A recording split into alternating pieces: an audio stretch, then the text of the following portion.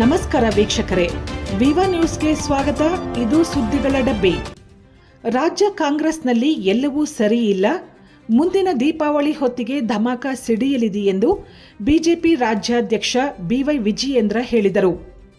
ಬೆಂಗಳೂರಿನಲ್ಲಿ ಸುದ್ದಿಗಾರರ ಜೊತೆ ಮಾತನಾಡಿದ ಅವರು, ಕಾಂಗ್ರೆಸ್ನಲ್ಲಿ ಎಲ್ಲವೂ ಸರಿ ಇಲ್ಲ, ಆಂತರಿಕ ಯುದ್ಧ ನಡೆಯಲಿದೆ ಎಂದು ಮಾರ್ಮಿಕವಾಗಿ ಹೇಳಿದರು. ರಾಜ್ಯದಲ್ಲಿ ಬಿಜೆಪಿ ಚುನಾವಣೆ ಅಕ್ರಮ ನಡೆಸಿ ಹೆಚ್ಚು ಸಂಖ್ಯೆಯಲ್ಲಿ ಸಂಸತ್ ಸದಸ್ಯ ಸ್ಥಾನ ಗೆದ್ದಿದೆ ಎಂದು ರಾಹುಲ್ ಗಾಂಧಿ ಮಾಡಿರುವ ಆರೋಪಕ್ಕೆ ತಿರುಗೇಟು ನೀಡಿದರು. ಹಾಗೆ ಮಾಡಿದ್ದರೆ ನಾವು ಪ್ರತಿಪಕ್ಷ ಸ್ಥಾನದಲ್ಲಿ ಕೂರುತ್ತಿರಲಿಲ್ಲ, ಬದಲಿಗೆ ಗೆದ್ದು ಅಧಿಕಾರಕ್ಕೆ ಬರುತ್ತಿದ್ದೆವು. ರಾಹುಲ್ ಆರೋಪದಲ್ಲಿ ಹುರುಳಿಲ್ಲ ಎಂದರು. ಒಂದು ರೀತಿ ಕಾಂಗ್ರೆಸ್ ಪಕ್ಷ ಮೂರ್ಖರ ಪಕ್ಷ ಆಗಿದೆ. ಈ ರೀತಿ ಚುನಾವಣಾ ಆಯೋಗವನ್ನ ನಾವು ಚುನಾವಣಾ ಆಯೋಗದ ಬಗ್ಗೆನೂ ಕೂಡ ಅನುಮಾನ,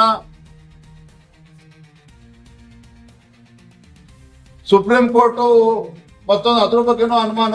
ನಾನಿವತ್ತು ರಾಹುಲ್ ಗಾಂಧಿ ಅವ್ರಿಗೆ ಹೇಳ್ತೇನೆ, ಸಿದ್ದರಾಮಯ್ಯನವ್ರಿಗೆ ಹೇಳ್ತೇನೆ, ಡಿ ಕೆ ಶಿವಕುಮಾರ್ ಅವ್ರಿಗೆ ಹೇಳ್ತೇನೆ, ಏನ್ 100% ಪ್ರೂಫ್ ಇದೆ 100% ಪ್ರೂಫ್ ಇದೆ ಅಂತ ಹೇಳ್ತಿರಲ್ಲ, ಹೋಗಿ ನ್ಯಾಯಾಲಯದಲ್ಲಿ ಸಲ್ಲಿಸಿ ಅದನ್ನ. ನಿಮ್ಗೆ ಏನೇ ಅನುಮಾನಗಳಿದ್ರೆ ಸುಪ್ರೀಂ ಕೋರ್ಟ್ ಅಥವಾ ರಾಜ್ಯ ಉಚ್ಚ ನ್ಯಾಯಾಲಯದಲ್ಲಿ ಪ್ರಶ್ನೆ ಮಾಡಲಿ. ಲೋಕಸಭಾ ಚುನಾವಣೆಯಲ್ಲಿ ಕರ್ನಾಟಕದಲ್ಲಿ ಬಿಜೆಪಿ 19 ಸ್ಥಾನ, ಬಿಜೆಪಿ ಜೆಡಿಎಸ್ 19 ಸ್ಥಾನ ನಾವು ಗೆದ್ದಿದ್ದೇವೆ. ಹಾಗಾದ್ರೆ ರಾಯಚೂರಲ್ಲಿ ಹೇಗೆ ಗೆಲ್ತು ಕಾಂಗ್ರೆಸ್ ಪಕ್ಷ, ದಾವಣಗೆರೆಯಲ್ಲಿ ಹೇಗೆ ಗೆಲ್ತು ಹಾಗಾದ್ರೆ ಲೋಕಸಭಾ ಚುನಾವಣೆ ಸಂದರ್ಭದಲ್ಲಿ? ಈ ರೀತಿ ಹುಚ್ಚಾಟ ಆಡ್ಕೊಂಡು ರಂಪಾಟ ಮಾಡಿಕೊಂಡು ಒಂದು ಸಂವಿಧಾನಿಕ ಸಂಸ್ಥೆಗಳ ಬಗ್ಗೆನೂ ಕೂಡ ಅನುಮಾನವನ್ನು ವ್ಯಕ್ತಪಡಿಸಿ, ಇದು ಒಂದು ರೀತಿ ಅಪಾಯಕಾರಿ ಬೆಳವಣಿಗೆ. ನಾನು ಅವತ್ತು ಕೂಡ ಮೊನ್ನೆನೂ ಕೂಡ ಹೇಳಿದ್ದೇನೆ, ಅಪಾಯಕಾರಿ ಬೆಳವಣಿಗೆ ಇದು. ಈ ರೀತಿ ದೇಶದ ಜನರಲ್ಲಿ, ರಾಜ್ಯದ ಜನರಲ್ಲಿ ಈ ಸಂವಿಧಾನಿಕ ಸಂಸ್ಥೆಗಳ ಬಗ್ಗೆ ಅನುಮಾನವನ್ನ ಮೂಡಿಸ್ತಕ್ಕಂಥ ಕೆಲಸ ಕಾಂಗ್ರೆಸ್ ಪಕ್ಷದವ್ರೇನ್ ಮಾಡಕ್ ಹೊರಟಿದಾರಲ್ಲ, ರಾಹುಲ್ ಗಾಂಧಿ ಅವ್ರೇನ್ ಮಾಡಕ್ ಹೊರಟಿದಾರಲ್ಲ, ಖಂಡಿತ ಸರಿಯಲ್ಲ. ಇದು ಅಕ್ಷಮ್ಯ ಅಪರಾಧ. ನೋಡ್ತೀವಿ ನಾವು ಭಾರತೀಯ ಜನತಾ ಪಾರ್ಟಿ ಏನ್ ಕಟ್ಟೆ ಹಾಕ್ತಾರೆ ಬಂದು 4ನೇ ತಾರೀಕು 5ನೇ ತಾರೀಕು ನಾವು ನೋಡ್ತೇವೆ ಅದನ್ನ ಯಾವ ರೀತಿ ನಾವು ಕೂಡ ಕಾರ್ಯತಂತ್ರ ಮಾಡೋಕೆ ನಾವು ಮಾಡ್ತೇವೆ. ರ್ಯಾಲಿ ಮಾಡ್ತಾರೆ ಅಂತ ಇದೆ ಸರ್, ಮಹದೇವ್ ಕೋರ್ಟಿಂದ ಅಥವಾ ಫ್ರೀಡಂ ಪಾರ್ಕ್ನಿಂದ ಚುನಾವಣಾ ಆಯೋಗದವರಿಗೆ ರ್ಯಾಲಿ ಮಾಡ್ತಾರೆ ಅಂತ. ಎಲ್ಲಿಂದ ರ್ಯಾಲಿ ಮಾಡಿದ್ರು ಕೂಡ ಬೆಂಗಳೂರಿನ ಸಂಚಾರ ವ್ಯವಸ್ಥೆ ಅವ್ಯವಸ್ಥೆ ಆಗುತ್ತೆ, ಜನರಿಗೆ ತೊಂದರೆ ಆಗುತ್ತೆ. ನಿಮ್ಗೆ ರ್ಯಾಲಿಗೆ ಅವಕಾಶ ಕೊಡಲ್ಲ ಸರ್? ಭಾರತೀಯ ಜನತಾ ಪಾರ್ಟಿ ಮುಖ್ಯಮಂತ್ರಿ ಮನೆ ಮುತ್ತಿಗೆ ಹಾಕ್ತೇವೆ ಅಥವಾ ಯಾವ್ದೊಂದು ಹೋರಾಟ ಮಾಡ್ತೇವೆ ರೈತರ ಪರವಾಗಿ ಅಂತ ಹೇಳಿದ್ರೆ ಹೈಕೋರ್ಟ್ ಆರ್ಡರ್ ಕಾಪಿ ತೋರಿಸ್ತಾರೆ ಕಮಿಷನರ್ ಅವರು, ಪೊಲೀಸ್ ಕಮಿಷನರ್ ಅವರು. ಆದ್ರೆ ಸಿದ್ದರಾಮಯ್ಯನವರು ಎಲ್ಲಿಂದ ಎಲ್ಲಿ ಬೇಕಾದ್ರೆ ಪಾದಯಾತ್ರೆ ಮಾಡ್ಬೋದು, ರಾಹುಲ್ ಗಾಂಧಿ ಎಲ್ಲಿಂದ ಬೇಕಾದ್ರೆ ಮೆರವಣಿಗೆ ಮಾಡ್ಬೋದು. ಇದು ಖಂಡಿತ ಸರಿಯಲ್ಲ. ಆ ರೀತಿ ಮೆರವಣಿಗೆ ಮತ್ತೊಂದು ಮಾಡೋದಕ್ಕೆ ನಮ್ಗೊಂದು ಕಾನೂನು ಅವ್ರಿಗೊಂದು ಕಾನೂನು ಇರೋದಕ್ಕೆ ಸಾಧ್ಯ ಇಲ್ಲ. ಅದಕ್ಕೆ ಅವಕಾಶ ಕೊಟ್ಟು ನಾವು ಅದಕ್ಕೆ ನಾವು ಹೋರಾಟ ಮಾಡೋದು, ನಾವು ಬೀದಿಗಳಿಗೆ ಹೋರಾಟ ಮಾಡ್ತೇವೆ. ಅದು ನಮ್ಮನ್ನು ತಡಿತಕ್ಕಂಥ ಕೆಲಸ ಮಾಡಬಾರ್ದು. ರ್ಯಾಲಿಗೆ ಅವಕಾಶ ಕೊಡಬೇಡಿ ಅಂತ ಕಮಿಷನರ್ ನೋಡ್ಲಿ ಬರೋದು ವೆಯ್ಟ್ ಕೊಂಡ ಕಲಿಗುರು ಅವ್ರು ಬರೋದೇ ಸ್ವಲ್ಪ ಇನ್ನೂ ಖಾತ್ರಿ ಆಗಿದೆ. ತಲೆ ಕೆಡಿಸ್ಕೊಳ್ತಿರ ಏನ್ ರಾಹುಲ್ ಗಾಂಧಿ ಅವ್ರು ನೋಡಿ, ರಾಹುಲ್ ಗಾಂಧಿ ಅವರು ಹತಾಶರಾಗಿದ್ದಾರೆ, ದಿಕ್ತೋಗ್ತಾ ಇಲ್ಲ.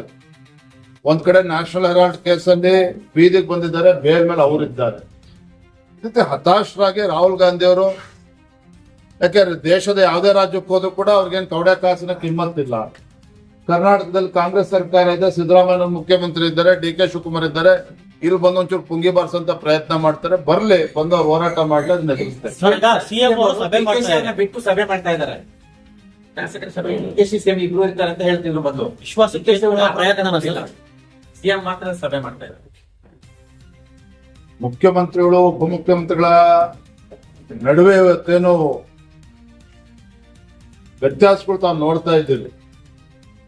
ಮೈಸೂರಿನಲ್ಲಿ ನಡೆದಂತ ಕಾಂಗ್ರೆಸ್ ಪಕ್ಷದಲ್ಲ, ಸಿದ್ದರಾಮಯ್ಯನವರ ಸಮಾವೇಶದಲ್ಲಿ, ಸಾಧನಾ ಸಮಾವೇಶದಲ್ಲಿ ಯಾವ ರೀತಿ ಡಿ ಕೆ ಶಿವಕುಮಾರ್ ಅವರು ಏಕಾಂಗಿಯಾಗಿ ವೇದಿಕೆ ಬಿಟ್ಟು ನಡೆದು ಹೋಗಿರ್ತಕ್ಕಂಥ ತಾವು ನೋಡಿದ್ರಿ. ರಾತ್ರೋರಾತ್ರಿ ಡೆಲ್ಲಿಗೆ ಹೋದ್ರು. ಒಟ್ಟಾರೆಯಾಗಿ ಆಡಳಿತ ಪಕ್ಷದಲ್ಲಿ ಶಾಸಕರ ಮಧ್ಯೆ ಇರ್ತಕ್ಕಂಥ ಒಂದು ವ್ಯತ್ಯಾಸ, ಆಡಳಿತ ಪಕ್ಷದಲ್ಲಿ ಮುಖ್ಯಮಂತ್ರಿಗಳ ವಿರುದ್ಧ ಒಂದು ವಿಶ್ವಾಸ ಇವತ್ತು ಕಳೆದೋಗಿದೆ. ಮುಖ್ಯಮಂತ್ರಿಗಳು ಕೂಡ ವಿಚಲಿತರಾಗಿ ಮತ್ತೆ ಶಾಸಕರನ್ನ ವಿಶ್ವಾಸಕ್ಕೆ ತೆಗೆದುಕೊಳ್ತಕ್ಕಂಥ ಪ್ರಯತ್ನ ಮಾಡ್ತಾ ಇದ್ದಾರೆ.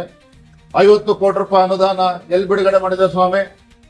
ಸಿದ್ದರಾಮಯ್ಯನವ್ರ ಹೇಳಿಕೆ ಕೇಳಿ ಆಗ್ಲೇ ಒಂದು ವಾರ ಕಳೀತಾ ಬಂತು. ಇವತ್ತು ಕೂಡ 50 ಕೋಟಿ ರೂಪಾಯಿ ಎಲ್ಲೂ ಕೂಡ ಯಾವುದೇ ಆಡಳಿತ ಪಕ್ಷ ಶಾಸಕರಿಗೆ 50 ಕೋಟಿ ರಿಲೀಸ್ ಆಗಿಲ್ಲ. ಇನ್ನು ವಿರೋಧ ಪಕ್ಷದವ್ರಿಗೆ 25 ಕೋಟಿ ಅಂತೇಳಿ ಊಹಾಪೋಹಗಳು ಅದು ಕೂಡ ಯಾರಿಗೂ ಕೂಡ ಕೊಟ್ಟಿಲ್ಲ. ಒಟ್ಟಾರೆಯಾಗಿ ಮುಂದಿನ ದೀಪಾವಳಿ ಧಮಾಕ ಕರ್ನಾಟಕದಲ್ಲಿ ಆಗ್ತಕ್ಕಂಥದ್ದು ಸತ್ಯ. ನಾವು ಬಹಳ ದಿನಗಳಿಂದ ಹೇಳ್ತಾ ಇದೀವಿ, ಈ ಬಿಜೆಪಿ ಕೆಲಸ ಇಲ್ಲ ಅಂತ ನಿಮ್ಗೆ ಅನ್ನಿಸ್ಬೋದು ಮಾಧ್ಯಮದ ಸ್ನೇಹಿತರಿಗೆ. ಆದ್ರೆ ಶಾಸಕರು ಇವತ್ತು ಮಾತನಾಡ್ತಾ ಇರ್ತಕ್ಕಂಥದ್ದು, ವಿಧಾನಸೌಧದ ಮೊಗಸಾಲೆಗಳಲ್ಲಿ ಬರ್ತಾ ಇರ್ತಕ್ಕಂಥ ವಿಚಾರಗಳು ನೋಡಿದ್ರೆ ಕಾಂಗ್ರೆಸ್ ಪಕ್ಷದಲ್ಲಿ ಎಲ್ಲವೂ ಕೂಡ ಸರಿ ಇಲ್ಲ. ಇವತ್ತು ರಷ್ಯಾ ಮತ್ತೆ ಯುಕ್ರೇನ್ ಯುದ್ಧ ನಿಲ್ಬಹುದು, ಆದ್ರೆ ಇಲ್ಲಂತೂ ಯುದ್ಧ ಪ್ರಾರಂಭ ಆಗ್ತದೆ, ಇಷ್ಟಂತೂ ಸತ್ಯ. Thank you.